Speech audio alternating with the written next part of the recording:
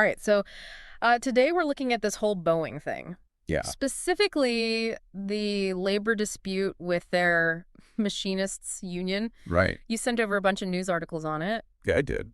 and it's a pretty big deal, it seems like. It is. So let's try to break down why exactly that is. Yeah, what's interesting here is that it's not like your typical labor dispute, you know? Right. It's not just about wages and stuff like that. This feels bigger. Yeah. This is about what retirement security even means. Like, Yeah, and get this, the union just rejected a contract offer that included a 35% pay raise over 4 years. wow. Plus a $7,000 signing bonus. Yeah, you'd think that would be a done deal. Right. I mean, come on. What's the catch? Yeah, so what is going on here? Well, a 35% raise does sound pretty good, I have to admit. Yeah. But to really understand this, we kind of have to go back like a decade. Okay. This isn't just about this one contract. Gotcha. So just for some context, we're talking over 33,000 Boeing machinists. Right. They've been on strike for 6 weeks now across Washington, Oregon, and California. Yeah. And this was the second offer they rejected. So, yeah. The first one they shot down by 95%. 95%. Yeah. That's huge. Yeah, it is. And think about the impact of that. Oh, yeah. Every day, this drags on Boeing's losing tens of millions of dollars.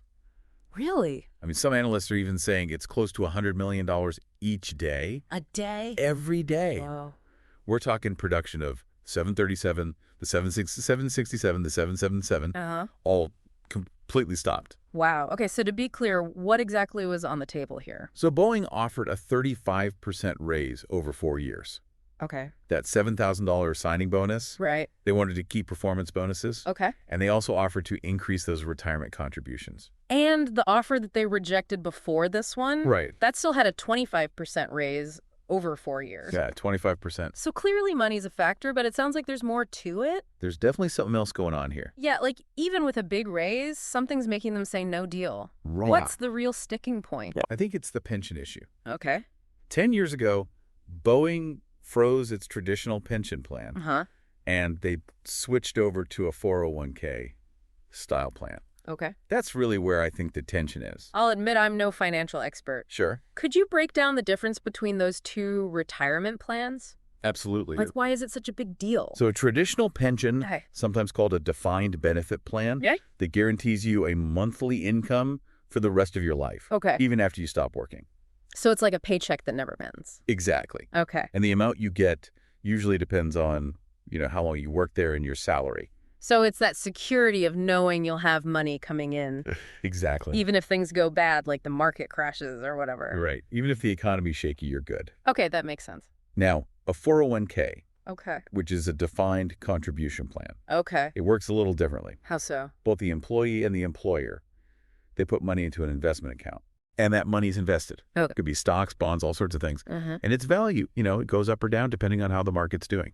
So with a 401k, there's no guarantee of that fixed monthly income when you retire. Right. It's all about how well your investments do over time. That's a big difference. It is. Wow. And that difference is at the heart of this whole Boeing standoff. Okay. The workers, especially those closer to retirement, Yeah, they want that security of a traditional pension back. makes sense. They want to know they'll have stable income in their later years, no matter what happens. Yeah, one of the articles you sent, the one from Yahoo Finance, Yeah. it had this quote from a Boeing worker, Okay. and it really stuck with me. Oh, yeah. This is Charles Fremung. Okay. He's a tool repair technician. He's been with Boeing for 38 years. Wow. And he said, quote, "I feel sorry for the young people.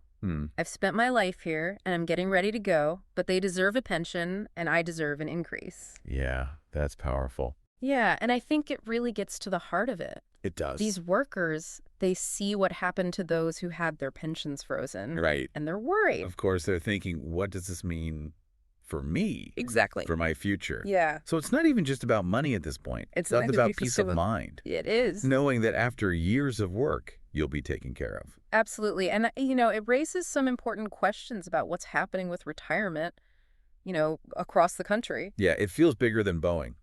It is. We can't forget that this is all happening while Boeing itself is going through some financial struggles. This strike is just one piece of a bigger picture for Boeing. So what else is going on with Boeing? Well, they just announced a $6.1 billion loss for the third quarter. Wow.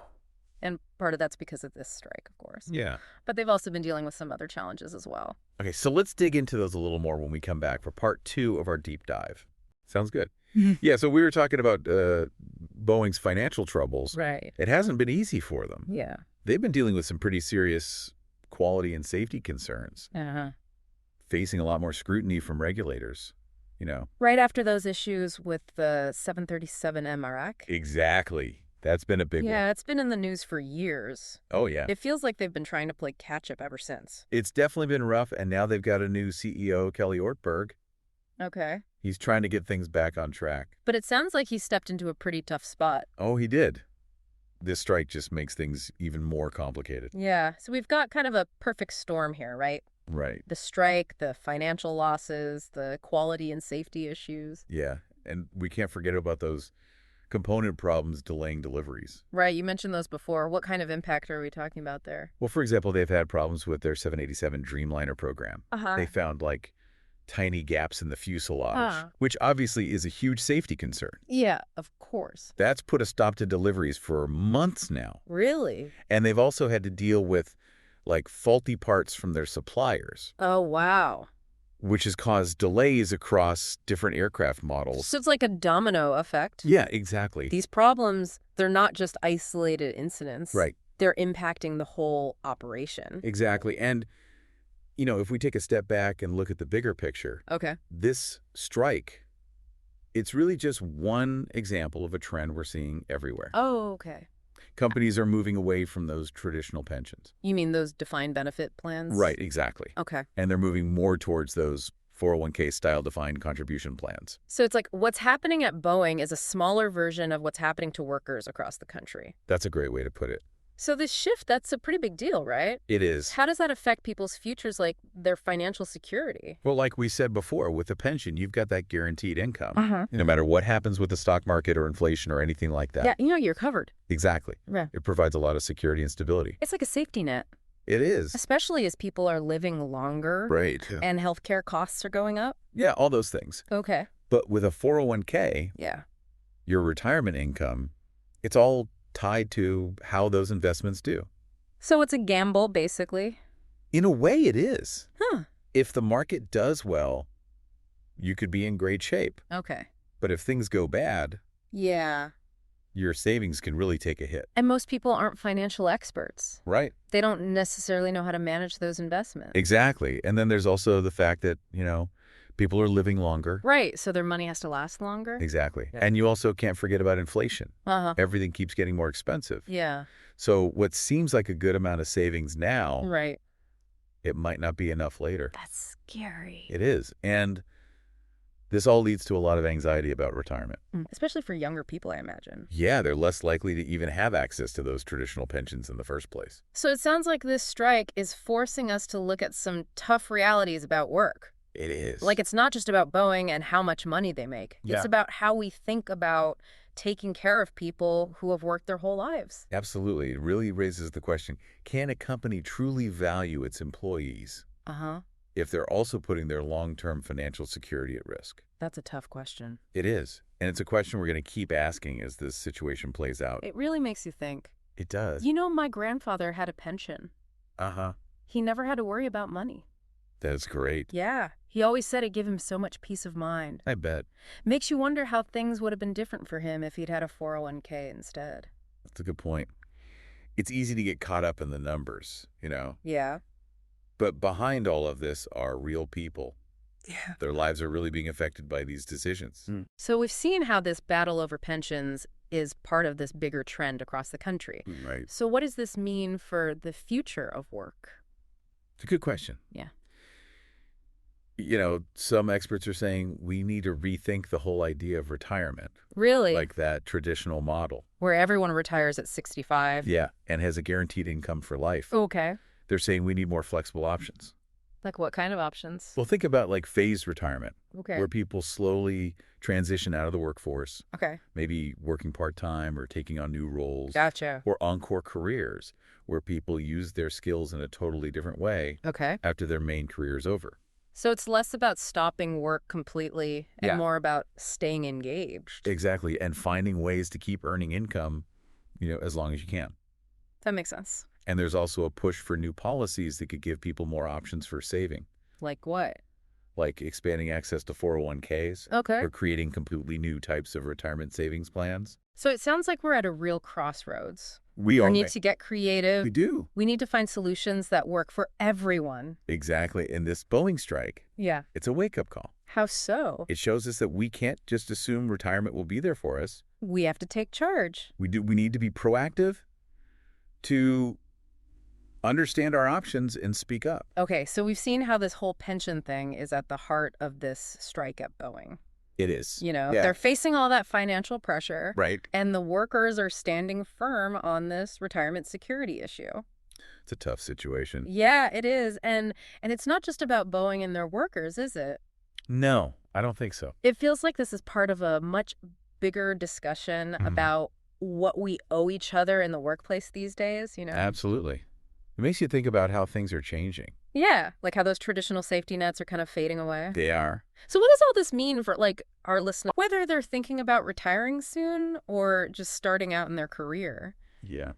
I mean, this whole story really shows how important it is to take control of your own financial future. It does. You can't just wait around and hope someone's going to take care of you in retirement. Right. You really got to be proactive. Yeah, figure out what you want and make it happen. Exactly. Like this Boeing thing, it's a wake-up call. It is big time. It's like, hey, the future of retirement is in your hands. They got to own it. So what can people do to be more proactive? Well, first off, don't be afraid to ask questions. Okay. Talk to a financial advisor.